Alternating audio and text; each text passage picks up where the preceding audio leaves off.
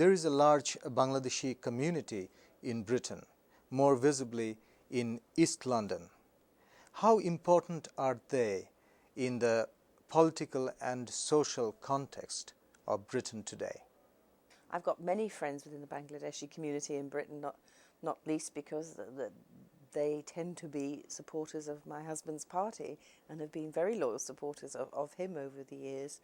And also because as a lawyer I actually was involved briefly representing the employees of the BCCI bank that collapsed in the early 1990s, and many of them, the British employees, actually came from backgrounds from Bangladesh. So I know a lot about that community and the struggles they have had, but also how they are contributing to our society, and many of them now making progress. But many of them came from very, very poor areas in Bangladesh, and with that background, I think it's sometimes been hard for them to integrate.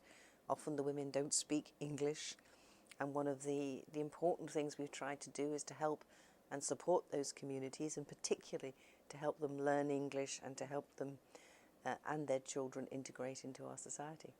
Today's Britain also has a large Muslim population. What do you think about their significance in British society? Well, I was talking before about how Tony and I came together partly because of our mutual interest in religion and belief in God. And actually, I think I was partly responsible for my husband's interest in the Muslim faith, because when he was still leader of the opposition and before he went into Number 10, I have a very close friend who is a QC now, but who had, at that time, he was a barrister, and he was brought up in the north of England as I was, coming actually from Pakistan in this case, but from a Muslim background, and he took Tony and I on our first visit to a mosque when we visited the mosque at Regent's Park. Now, of course, I think Tony said on many occasions as Prime Minister, some members of the British Muslim community presented him with the Quran, and since then he has read not only his Bible every night as he does, but also from the Quran every night. Can we talk a little bit about the Middle East situation, especially Gaza situation? It's been bad for the last few days, and actually it has been pretty bad for a while now. And I'm aware that Tony Blair is still pretty active with regard to international politics and Middle East. What prospects do you see for a peaceful Middle East in near future? Well, I'm certainly not unbiased in this, but when Tony, I must be one of the few women in the world whose husband gives up a difficult, demanding and even dangerous job as Prime Minister of Great Britain and takes on an equally difficult and demanding and dangerous job as the Middle East, the Quartet envoy.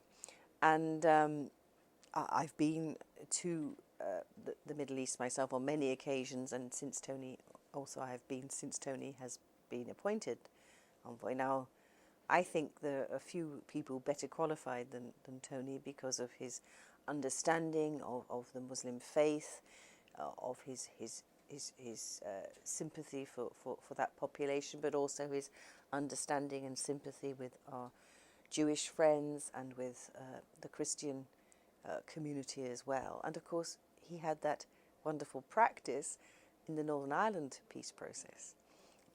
All of that, I think, has told him that persistence, determination, and an openness to others certainly help if you're trying to bring communities together.